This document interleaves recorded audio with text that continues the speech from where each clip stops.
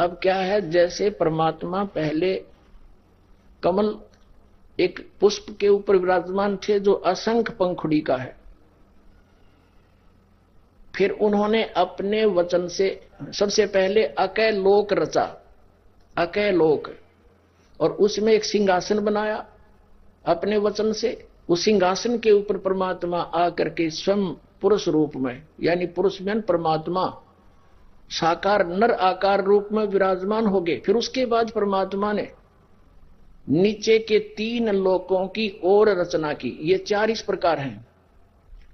उसके बाद अगम लोक, उसके बाद अलख लोक, उससे नीचे फिर सतलोक, ये 4 अमर लोकों की रचना की। यहां 4 का अर्थ ये है, तो 4 लोकों में परमात्मा ने स्वयं ही अपने भिन्न भिन्न रूप बनाए। कबीर देव जी ने, वो कबीर साहब स्वयं परमात्मा है, और चारों में एक जैसा स्वरूप है, लेकिन केवल परमात्मा स्वयं अपने सिंहासन पर अकेले विराजमान है। उसके बाद अगमलोक, नीचे अलखलोक, फिर सतलोक, इन तीनों पर भी परमात्मा ने ऐसे ही सिंहासन रचा, अपना एक बहुत सुंदर गुंबज बनाया, और परमात्मा सिर पे मुकुट धारण करते हैं, एक राजा के समान बैठे होते हैं वहां पर ओवरऑल कंट्रोलर के रूप में,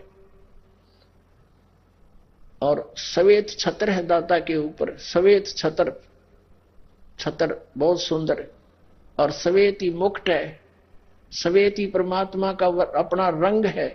और उनके जैसे 4 रूपों में विराजमान हुए, सतलोक के अंदर परमात्मा सिंहासन पर विराजमान है, नर आकार है, मनुष्य दृश्य है, उनका वही रूप है जो काशी के अंदर वो कबीर परमात्मा जुल्हा रूप नाम से प्रसिद्ध हुए।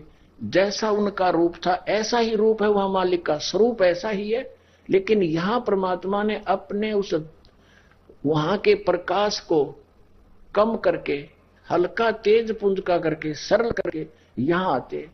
नहीं तो उसी रूप में अगर आ जाए तो इस निरंजन का कलेजा हिल जा। और हमें कुछ दिखाई नहीं दे, क्योंकि हमारी चरम दृष्टि उनको देख नहीं सकती। इतना एक शरीर का इतना रूप, इस प्रकाश है मालिक का। और वहां जो सतलोक, अलखलोक, आगम लोक है, वो भी सौ प्रकाशित है। जैसे हीरा सौ प्रकाशित होता है, ऐसे ही वो लोक भी सौ प्रकाशित है, उसका भी अनंत प्रकाश है।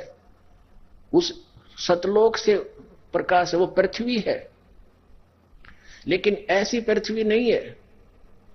तो उसके ऊपर परमात्मा ने फिर अपना अलग स्वरूप बनाया, प्रत्येक लोक में। अलग सतलोक के अंदर परमात्मा सिंहासन पर विराजमान है, और मनुष्य दृश्य है, नर आकार है। उनके रोमकूप में करोड़ सूर्य मिला दे, करोड़ चंद्रमा, ऐसा एक रोम का, यानी एक रोमकूप समझ लो इसको, या रोम बाल कहते हैं, रोम को बाल कहते हैं, छोटे छोटे बाल।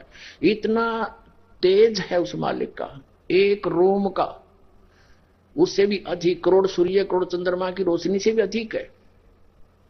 तो सारे शरीर का कितना रोशनी होगी, आप लगा लो अंदाजा। और वो परमात्मा मनुष्य दृश्य है, नराकार, तभी तो रोमकूप है, रोम है। नराकार का रोम कितना हो, उनका ऊपर छत्र है, सिर पे मुकुट विराजमान है, देखने में राजा के समान है वो परमात्मा। उसके बाद अलख लोक के अंदर परमात्मा के एक रोमकूप का प्रकाश, यानी एक रोम का प्रकाश अरब सूर्यों के प्रकाश से भी अधिक है। इतना नूर है मालिक के पूरी बॉडी का, समझ लो, इसे मिला मिलाकर ऐसे अंदाजा लगाओ। और फिर अगम लोक के अंदर खरब सूर्य जितना प्रकाश है परमात्मा के एक रोम का, यानी ताप रहित प्रकाश, इतना अंतर है।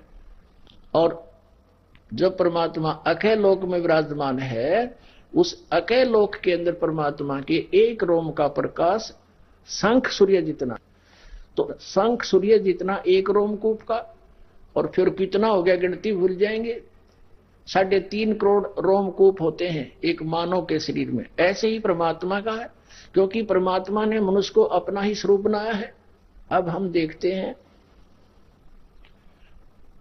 चारी कर सिंहासन दीना, यानी चार, यहां पर इन चारों का अर्थ है सतलोक, अलखलोक, अगमलोक और अकैलोक। इन चारों को रच के और उस प्रत्येक पर सिंहासन बनाकर और स्वयं परमात्मा उस पर एक राजा के समान विराजमान हुए, सिर पर छत्र, मुकुट और बहुत सुंदर शरीर मालिक का नर आकार है परमात्मा सतलोक।